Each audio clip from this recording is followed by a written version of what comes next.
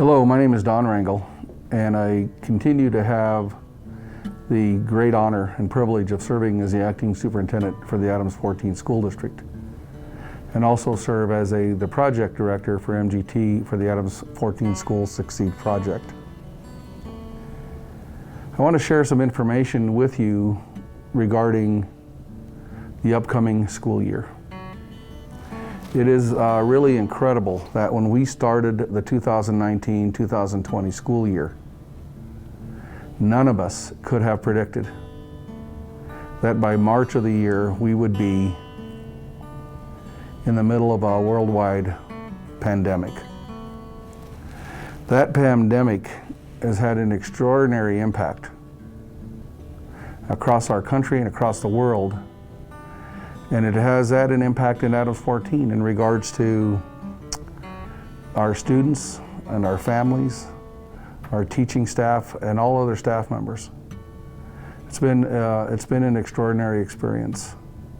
One of the things I'm very proud of with our school district is the efficiency and effectiveness in which we were able to respond and change over from in-person learning, where kids go to school, and in our school buildings to at-home learning.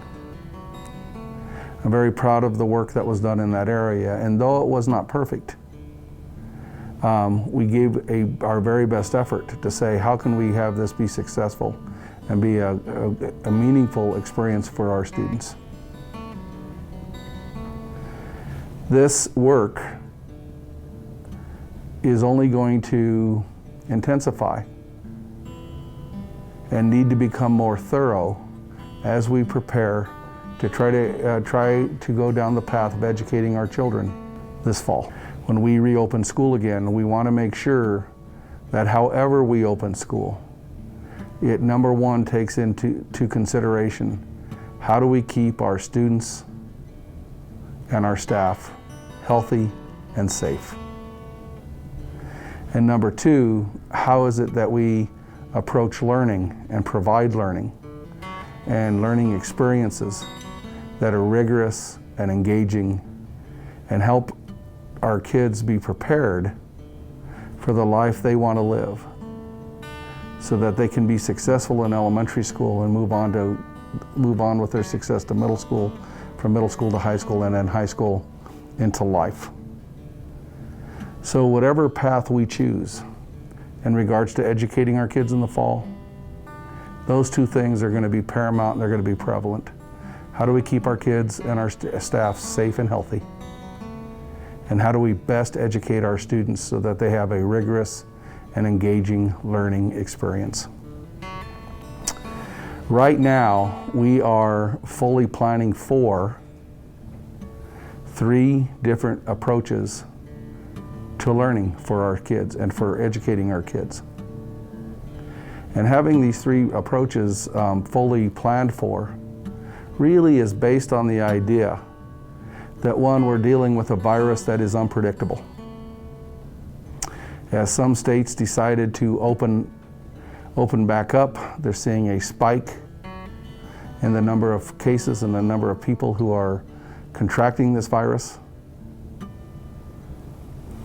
Other states who've worked a little bit harder at being prepared, wearing things like masks more regularly, have been able to flatten it a bit, but even they are starting to see an increase. So it's an unpredictable virus. The second thing we need to keep in mind is that there are a lot of people giving guidance to schools, and that guidance changes. And it changes quite often. As we have moved from a stay-at-home order to a safer at home and wanting to move into the phase called protect your neighbor, the guidance for schools about what is in our best interest and the kids' best interest continues to change, and we keep an eye on that. One of the things that I want to guarantee you as your superintendent, I want to guarantee this for our students, our parents, and our staff, is that we will always, first and foremost, listen to the guidance of our health professionals. We will also listen closely and pay attention to the guidance that is given us by the Colorado Department of Education and from the governor of the state of Colorado. Right now, our governor has expressed to school districts across the state that it's time to get our students back to school. And I can see why it is that he's expressed that. But even with that, we will continue to try to say what is the best for Adams 14. Right now, we are considering 3 approaches: a traditional approach, which would have students and staff returning to more of a traditional classroom setting in their school, and having plans in place for social distancing, for making sure that the building is perpetually disinfected, and that we have personal protective equipment in place with our children and our staff wearing masks, face masks, and other things that will help keep our kids healthy. The other option is the hybrid approach, which would have our students part-time in school and part-time learning at home. And the other last option is our remote learning, or what we have referred to as home learning in our school district, in which kids and our students are simply educated at home and our teachers educate them virtually. In addition to the 3 options that I have described, we are also developing the Adams 14 online program. And this program could be in place regardless of the approach we choose for those parents and students who just feel more comfortable learning at home.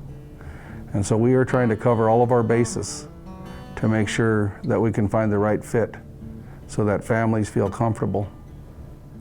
So we're exploring those options, and I have directed our staff, our leadership staff, to be working with our teachers and others and our parents to flesh out and develop all 3 of those approaches fully so that we are ready to implement one of the approaches that's in the best interest of our students based on the guidance from our state and from our health officials when the time comes.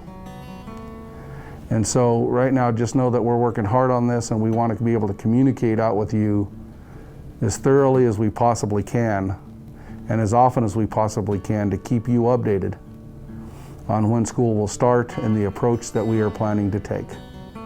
And there is a lot of detail work that we are continuing to work on to make sure that we can get some things in place.